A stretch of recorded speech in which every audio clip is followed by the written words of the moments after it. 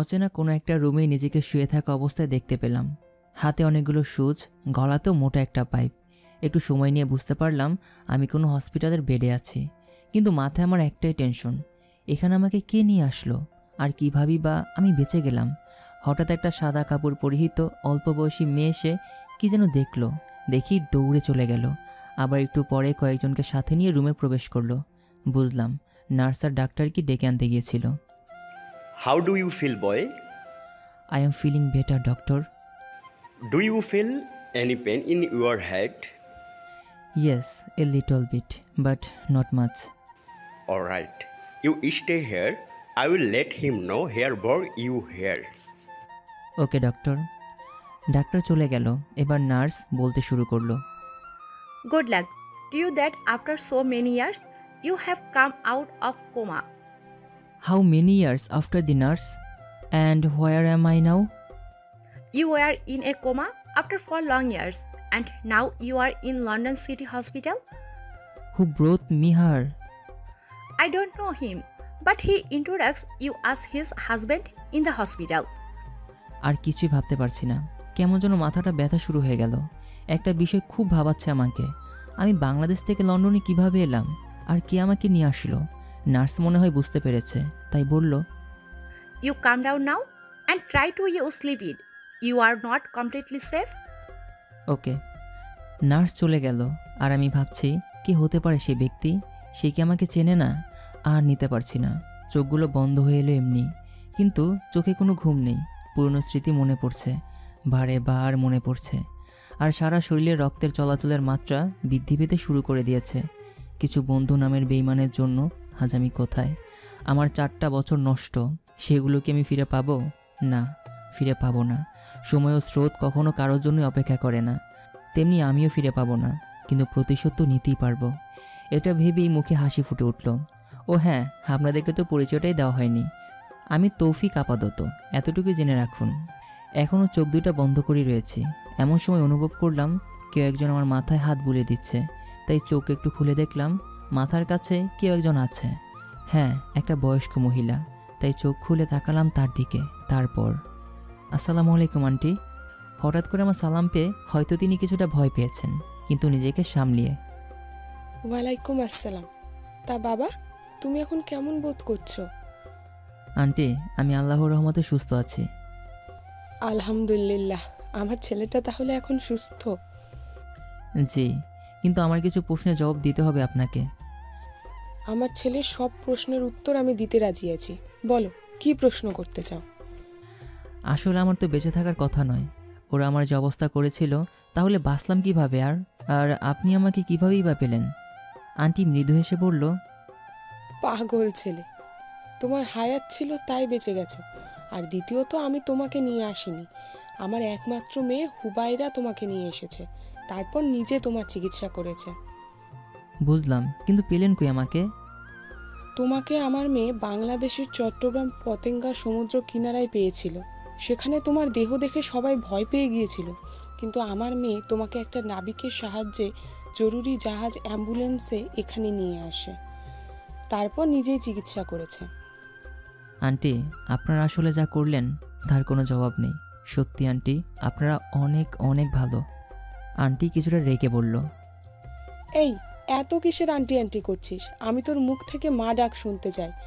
আমার তোর মতো ছেলে ছিল, এই দেশের সৈনিক।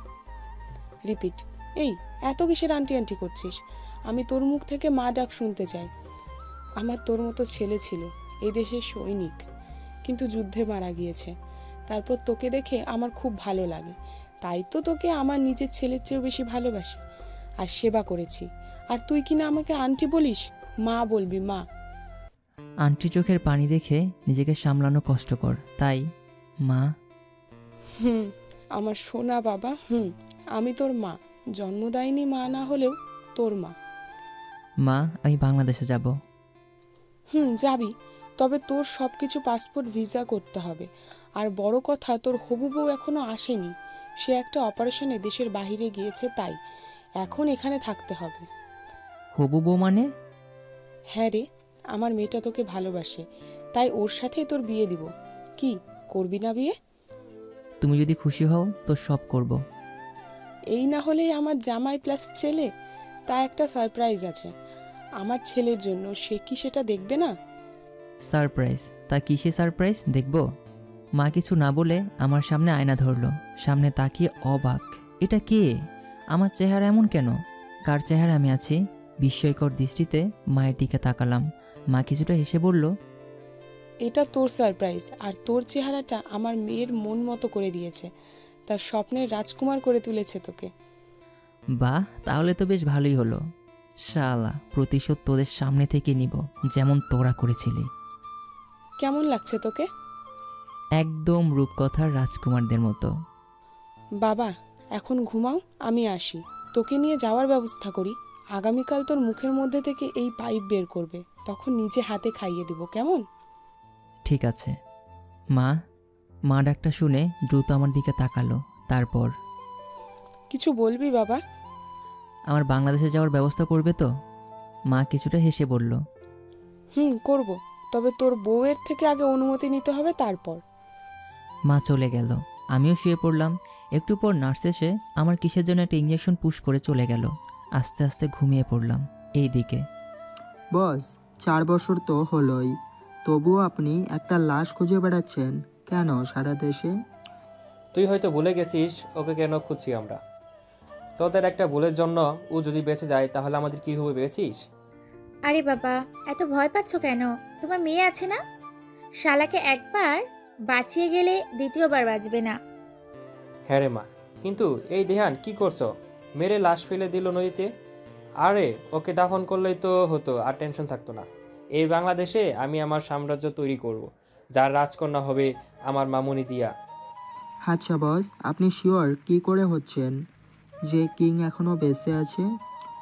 জানি না, তবে কেমন যেন মনে হচ্ছে ও আসবে। হ্যাঁ আসবে, আবার আসবে ও। বস, আসলে ওর সামনেই ওর মাকে মেরে দিব। শালি 4টা বছর ধরে আমাদের খাবার খাচ্ছে। এটাই তো আমাদের মূল অস্ত্র, কিংকে দমানোর। যা তোরা, আর টিয়া মামুনি তুমিও যাও। আর একদিকে, আর কত এভাবে পালিয়ে বেড়াবো? আর কত আমাদের ভাইটাকে তো নির্মমভাবে হত্যা করেছে ওই মিসা। ও এখনো বেঁচে আছে, ওর চেয়ে বড় কষ্ট আর কি হতে পারে বল? ভাই, আপনি কি ভুলে গেছেন কিংকে মারতে হলে সামনে থেকে মারতে হয়? আর আমাদের কিংকে তো ধোঁকা দিয়ে মারা হয়েছে। আমার মনে হচ্ছে বস, আমাদের কিং এখনও বেঁচে আছে এবং আসবে। হ্যাঁ, তিনি আসবে বস। এসব এতিম বাচ্চাদের জন্য হলেও তিনি আসবেন।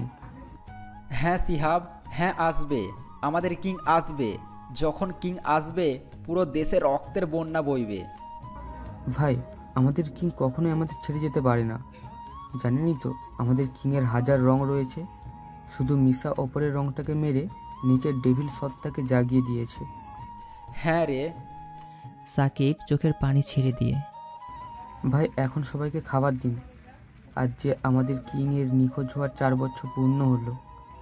সাকিব আর শিহাব চোখের পানি মুছে খাবার দিতে লাগলো, সাথে আরও জন 50-এর বেশি ক্রু। এদিকে আমি পরম শান্তিতে চোখ দুটা বন্ধ করে ঘুমিয়ে গেলাম। ঘুমিয়েছি কিনা জানি না, তবে আমি সব কিছু শুনতে পারছি। কেউ একজন বলছে, বাবা তুই কোথায় গেলি? আমাকে এখান থেকে বের কর বাবা, আমি যে কষ্টে আছি। হঠাৎ চোখ খুলে মুখ দিয়ে বেরিয়ে এলো মা। আমি তো ভুলে গিয়েছিলাম, আমার মাকে তো বাঁচাতে হবে। না না না, আমার ঘুমালে একদমই চলবে না, না কিছুতেই না। আমার চিৎকার শুনে হঠাৎই কালো বোরকা পরিহিত একটা মেয়ে আমার রুমে এলো। বয়স মোটামুটি আমার সমবয়সী, কিন্তু সে আমার ছোট হবে। ভালো করে তাকিয়ে দেখলাম মেয়েটার চোখের আনন্দের আভাস, আর কিছুটা ভয়াক্ত হয়ে আমার পাশে এসে বলল, আসসালামু আলাইকুম। ওয়ালাইকুম আসসালাম। মুখ দিয়ে আপনা আপনি বের হয়ে গেল এত সুন্দর কণ্ঠ। আহ, প্রাণটা জুড়িয়ে গেল। আমি ডক্টর মোশা হুবাইরা খাতুন। একটু আগে আপনি চিৎকার করলেন কেন? আপনার কোনো অসুবিধা হচ্ছে কি? জি মিস, আমার একটু মাথা ব্যথা, আর একটু আগে একটা দুঃস্বপ্ন দেখেছি তো, তাই ঘুমের ঘোরে হয়তো চিৎকার দিয়েছি। হুমায়রা মনে মনে কি যেন অনেকক্ষণ বিড়বিড় করে আমার দিকে তাকিয়ে 3বার ফু দিল। বুঝলাম আয়াতুল কুরসি পড়ল। বুঝেও জিজ্ঞাসা করলাম, এটা কি হলো? হুমায়রা আমার দিকে লাজুক ভঙ্গিতে তাকালো, তারপর বলল, আপনার উপর শয়তান ভর করেছে, আর সেই শয়তানই আপনাকে ভরকে দিচ্ছে, আপনাকে হতাশায় ফেলছে। তাই আমি আয়াতুল কুরসি পড়ে আপনাকে ফু দিলাম, যাতে শয়তান চলে যায়। তা আপনাকে তো দেখতেই পারলাম না এখনো। দেখবো মিস্টার কিং, দেখবো, তবে সেটা সময় হলেই। কিং? কিসের কিং? এই শুনুন, আমার কাছ থেকে লুকিয়ে লাভ নেই, আমি সবই জানি। আমি বাংলাদেশে একটা মাস ছিলাম, আর সেই 1 মাসে আপনাকে আমি চিনে ফেলেছি। কিন্তু আপনাকে এমন করে ফেলে চলে গেছে কে? ও, তার মানে আপনি আমার হবু বউ, তাই তো? জি হ্যাঁ, ঠিক ধরেছেন। আমি আপনাকে বিয়ে করতে চাই, করবেন আমাকে বিয়ে? হুমায়রা, তুমি তো সবই জানো, তবুও কেন আমার জীবনে আসতে চাও তুমি? দেখুন, আমি আপনাকে পছন্দ করি, আর বেশিরভাগ পছন্দ করি আপনার কাজকে। আমি শুনেছি আপনি এই কিং হয়েছেন একটা কারণে, আর সেটা হলো এতিম আর সুবিধাবঞ্চিত লোকদের সাহায্যের জন্য। তার মানে আপনি আমার কাজকে ভালোবাসেন, আমাকে নয়? জি ঠিকই ধরেছেন, আমি আপনাকে এখন ভালোবাসি না। কারণ কি জানেন, একটা মেয়ে বেগানা পুরুষকে বিয়ের আগে ভালোবাসতে পারে না। আমি মুগ্ধ হলাম হুমায়ের কথা শুনে। আর কোনো কারণ আছে কি?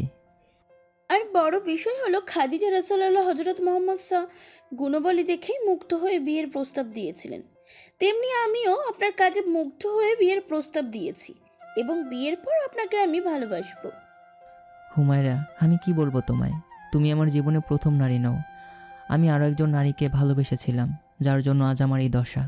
আমি কি তোমায় আমার সমস্ত ভালোবাসা দিতে পারবো?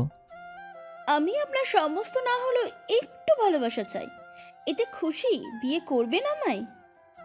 জি করব, তোমার আম্মুকে আসতে বলো। আর এই যে হবু স্ত্রী, আমি কবে বাসে যেতে পারবো? এই যে মিস্টার স্বামী, আপনি যেদিন আমাকে বিয়ে করবেন সেই দিনই আপনার রিলিজ। এখন বাকিটা আপনার ইচ্ছা। তার মানে আমি এখন সম্পূর্ণ সুস্থ? জি জনাব, আপনি 10 দিন আগেই কোমা থেকে বের হয়েছিলেন, কিন্তু শুরু আপনার মস্তিষ্ক কার্যকর ছিল। তাই আমি আপনাকে কোনো চাপে রাখতে চাইনি বলে ঘুমের ইঞ্জেকশন দিয়ে রেখেছিলাম। কিন্তু কি এমন হলো যার জন্য আপনি আগামীকালই আবার জেগে উঠেছেন? আর এই 10 দিনে আপনার প্রত্যেক অঙ্গ প্রত্যঙ্গ কাজ করা শুরু করে দিয়েছে।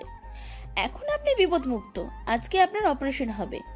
গলায় যে ছোট্ট নল লাগানো হয়েছে সেটা বের করব। অপারেশন ছোট হলেও ক্রিটিক্যাল। একটু ভুল হলে সারা জীবনের জন্য তুমি বাকশক্তি হারাতে পারো। তুমি কি পারবে আমার রক্ত দেখতে? এই হাতে অসংখ্য অপারেশন করেছি, কিন্তু আমার হবু স্বামীরটা করতে হাত কাঁপবে। সেই জন্য আমি নয়, আজ অন্যজন অপারেশন করবে। ঠিক আছে, আমি প্রস্তুত। আমি এটাই শুনতে চাইছিলাম। তো চলো শুরু করা যাক, আল্লাহ ভরসা। সন্ধ্যা 6টা, আমার অপারেশন শুরু হলো। অপারেশন থিয়েটারে নিয়ে যাওয়ার আগে আমাকে একটা ছোট্ট ইঞ্জেকশন দেওয়া হলো। তারপর কিছু আমার মনে নেই। দেখা যাক অপারেশন সাকসেসফুল হয় কি না।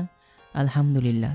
দীর্ঘ 3 ঘন্টা অপারেশন শেষ করে ডাক্তার বের হতেই হুমায়রা তার ডাক্তার এক বড় ভাই শাহিনের দিকে এগিয়ে গেল। তারপর, শাহিন, তৌফিক কেমন আছে? আলহামদুলিল্লাহ। পাগলিটা ঠিক আছে? আলহামদুলিল্লাহ। হুবাইরা বোন আমার, আমি সেই 4 বছর ধরে লক্ষ্য করেছি তুমি ছেলেটার এত কেয়ার করো। তা খুশির খবর কবে পাবো? আল্লাহ পাক যেদিন চাবেন সেই দিনই পাবেন ভাইয়া। পাগলি, শোনো, ও এখন কথা বলতে পারবে না, সাথে একদিন কিছু খেতেও। আর একটু পর জ্ঞান ফিরবে। তারপর কি করতে হবে তা তুমি করবে। আমি আসি। ঠিক আছে ভাইয়া। ডাক্তার চলে গেল। আমাকে একটু পর কেবিনে শিফট করা হলো। এখন আমি সেন্সলেস, কারণ আমার হবু স্ত্রী আমাকে কষ্টেই দেখতে চায় না। তাই অজ্ঞান অবস্থাতেই একদিন পার করে দিয়েছে। পরের দিন ভোরে আমার ঘুমটা ভেঙে গেল। পাশে কেউই নেই, তাই ধীরে ধীরে উঠে বসতে চেষ্টা করলাম, কিন্তু পারলাম না। গলায় একটু ব্যথা, এদিকে পানির পিপাসাও পেয়েছে। চারদিকে চোখ ঘুরিয়ে শেষের দিকে তাকাতেই চোখটা আটকে গেল। মনে হলো কেউ একজন জায়নামাজে বসে মোনাজাত করছে।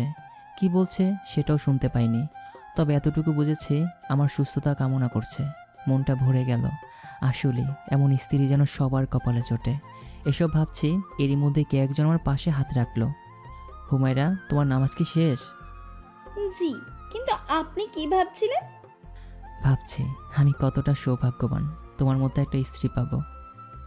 এখন এসব বলবেন না দয়া করে, কারণ এখন আমাদের মাঝে আমি আর আপনি ছাড়াও আরও একজন আছে। সে হলো শয়তান, যে আমাদের হারাম কাজে ধীরে ধীরে ধাবিত করছে।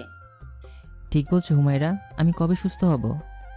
তৌফিক, তুমি এখন সম্পূর্ণ সুস্থ, কিন্তু গলায় একটু ব্যথা পাবে, কিন্তু ঠিক হয়ে যাবে। হুমায়রা, তো চলো আজ তোমাদের বাসায় নিয়ে চলো, আজই আমরা বিবাহ করব।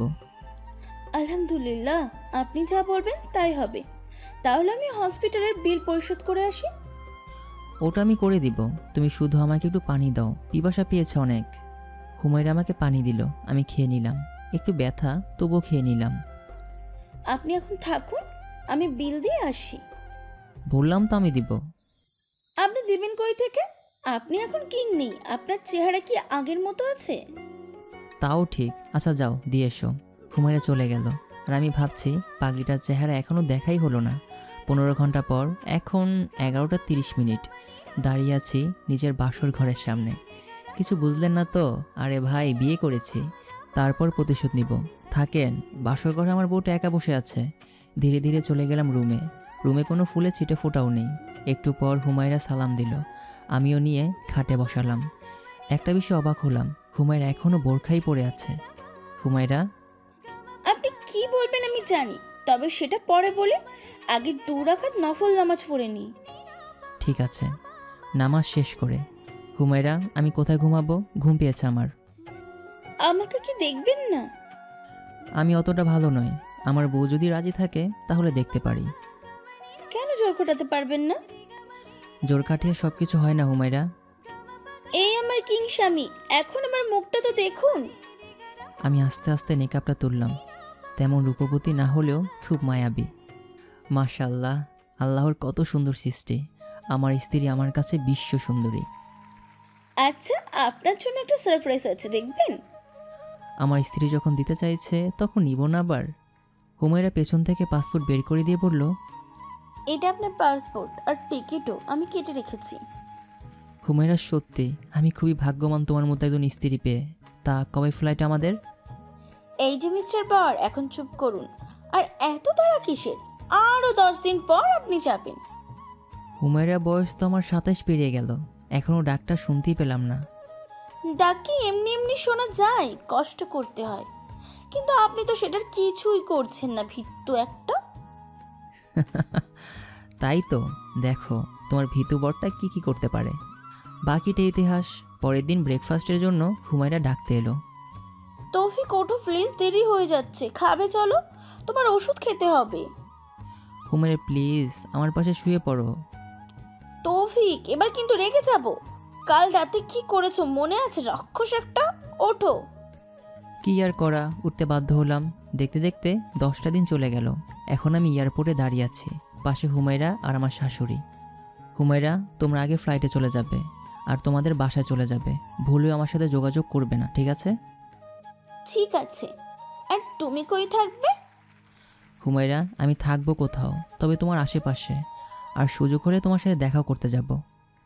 তৌফিক, সাবধানে থেকো। আমি আলতোভাবে হুমায়রাকে জড়িয়ে ধরে ভালোবাসার পরশ এঁকে দিলাম। তারপর হুমায়রার শাশুড়ি চলে গেল। আমিও যাব। তোমার ফ্লাইট 1 ঘন্টা পরে। এ কদিন আমি একটা ফোন কিনেছি আর অনেক কষ্টে আমার ফোনের লোকেশন ট্র্যাক করেছি, যে এখন দেখাচ্ছে বাংলাদেশের বগুড়া সদর জেলার আশেপাশে। তাই ঠিক করলাম আগে নিজের শহরই পা দিব। একটু পর স্পিকারে অ্যানাউন্সমেন্টে বলে দেওয়া হলো, বাংলাদেশের দ্বিতীয় ফ্লাইট আর মাত্র 10 মিনিট বাকি, আপনারা দয়া করে বিমানে উঠুন।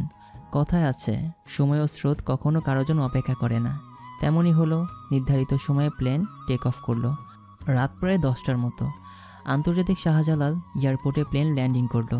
ভেতরে আরও কিছুক্ষণ লাগলো, তারপর বের হয়ে এলাম। বাইরে এলাম, পাশে একটা সিম রেজিস্ট্রেশন অফিস দেখলাম। বহু কষ্টে আর টাকা খাইয়ে নিজের পুরনো সিমটা তুলে নিলাম আর আগেরটা বন্ধ করে দিলাম। ফোনটা চালু করে একটা সিক্রেট নাম্বার ডায়াল করে ফোন দিলাম। Hello Jack. জ্যাক, তুমি হয়তো ভুলে গেছো আমি কে। এসব রাখো, এখন বলো সাকিব আর শিয়াব কেমন আছে। শুনে ভালোই লাগলো। তা দিহানকে কই পাবো?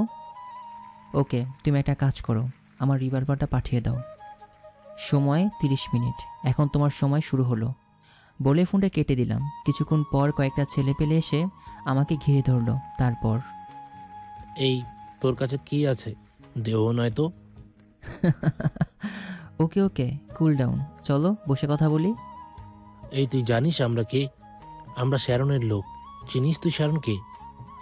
পেছন থেকে কেউ একজন বলে উঠল, তুই কি চিনিস ওকে?